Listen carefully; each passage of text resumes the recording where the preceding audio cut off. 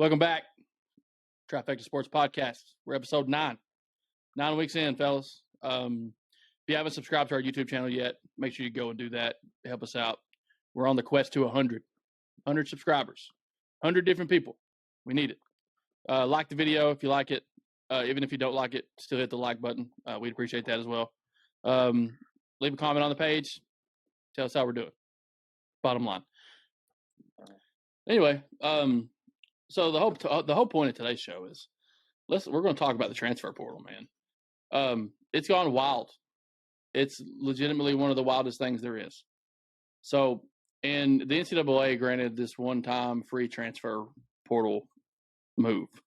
So anybody can go to school, say a year, say, hey, I don't like it, pack their crap, head somewhere else. And no penalties. Used to you have to sit out a year, which, kept people in their spots for longer periods of time. Now it's every single team, especially college basketball and college football, honestly.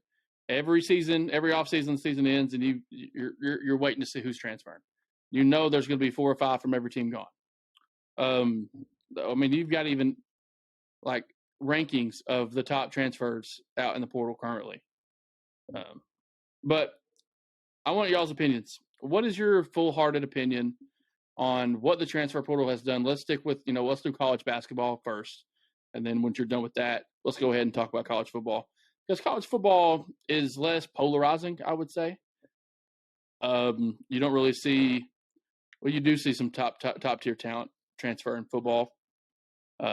We saw a couple from Oklahoma. Spencer Rattler from Burrow transferred. Justin Fields. You see a quarterback every now and then, but a lot of big-name guys are playing on their team all the time. You usually don't see that happen. In basketball, you have starters transfer to other schools. Severe Wheeler for Kentucky, for instance, started at Georgia, transfer. Some other examples, we talked about Kessler from North Carolina. I don't think he played a lot. Did he play a lot, Coop, when he was at North Carolina? No, they had 4 centers. He was kind of number 3 in that rotation. He didn't get a lot of minutes. Yeah, so he decided to up and move, and it worked out the best for him because he made a name for himself at Auburn. I think you messaged in our group text today that a former 5-star recruit from North Carolina just made to a national championship transfer. And I think he kind of caught the wind of Baycott coming back, kind of seeing the writing on the wall, didn't really want to take a backup spot, thinking he can go somewhere else. But you see it literally every single season from every major college basketball team. It's an epidemic, in my opinion. But I want y'all's opinions. What do y'all think?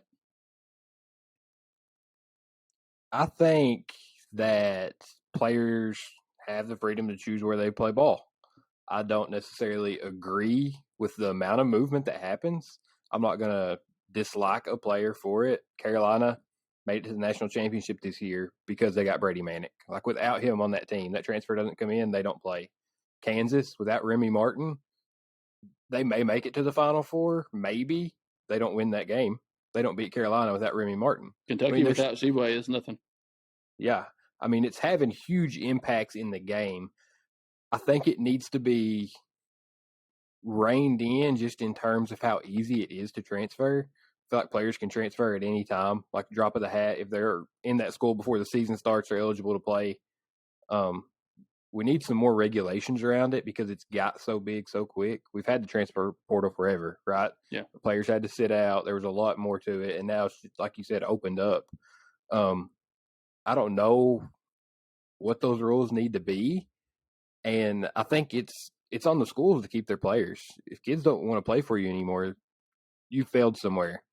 Either it was a misunderstanding in the recruitment of what they were going to be in your program, some kind of,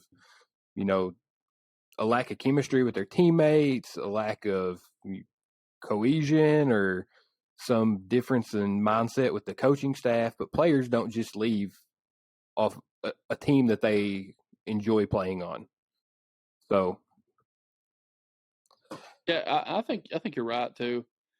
But also, I've said this before. I think the parity in college basketball is pretty level in terms of talent everywhere across the board. That's why you see so many mid-major transfers make impacts on major high D1 schools because they're talented. I think you don't see a lot of high major transfers settle for less if they're going to another high major Division I college. I do think it's better, this rule, for guys like, I don't know, Kellen Grady, for example, moving from Davidson, not really getting a lot of TV time, over 2,000 points scored, 4-year starter. Yeah, but he's an exception because he was a graduate transfer. That's true. Yeah, that happens all the time too. But like, I'm just using that transfer as an example. Like, oh yeah. He's there at a smaller school. He gets an opportunity to go to a bigger school that has all the TV deals, all the endorsements, all the exposure that he may have needed to try to play at the next level. Did he do enough to play at the next level? I don't know. I think he's a professional basketball player. I don't know that he's an NBA player. But you never know. Like, these guys, they develop later on. He strikes me as probably a good NBA player because he can shoot. He can catch and shoot, and that's what the NBA is nowadays. It's a perimeter game. Yeah, I get shades of Klay Thompson with him. Yeah, for sure. He's just he's drippy, dude. Like, he'll just throw it up and it goes in. He does have streaky days, but once he's got the mindset, and this is for anybody that you're good shooters in college. Sometimes they work out, sometimes they don't. But I think he's big. He can defend a little bit. I think he can stretch the floor for any team that maybe takes a chance on him. I do think he spends a lot of time in the G League. But guys like that from smaller schools, I'm okay with them transferring into bigger schools and making a name for themselves. I looked at a ranking list today of somebody ranking the top transfers. There's one from Morehead State. Murray State's got a transfer. Louisiana Tech. Those smaller schools that don't get a lot of movement and a lot of TV time unless they're in the tournament.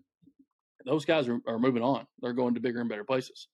And then from that, I'm okay. But, like, you get a 5-star guy in there, he doesn't start right away or doesn't play right away, he's gone. Like, you're not keeping him. And I don't really like that very much, in my opinion. And I don't know that didn't happen back in the day. It just didn't. They waited their turn. The one and done has killed basketball, I think. LeBron has killed basketball. I mean, you can say that, but also I think the rule on going to the NBA needs to change. It needs to be a couple things. Let them go out of high school. Let them try. Let them do it. If they screw up, it's on them. You can try to guide these kids in doing what you want to do and doing what you think is right for them. But the only people that really truly know what's right for them is them. You know, you can try to guide them to go to school, but they're not going there to be attached to a school. They're going there to play basketball, and they want to get out of there as soon as they can. You know, education is great, but if they want to try to leave after high school, let them. If somebody's willing to draft them, let them go. Let them go through the draft process, and then if they don't get drafted, or if they choose not to endure and embark on that journey, you sign with a college. You know, set a limit. You got to be there for 2 years. That's what they do in baseball. You can get drafted out of high school in baseball, but once you sign for a college, you're there for 3 years before you're eligible for the draft again. And now I know that's a different story because the NBA draft is 2 rounds. It's 60 picks. The Major League Baseball draft has hundreds of picks. It's a different story, but I think you could stop the wishy-washy, the backlog of mediocre players testing the draft waters by doing something like that. That's the way I mean, that doesn't have the transfer rule, but I think it would cut down on transfers of high-profile players if something like that were to be put in place.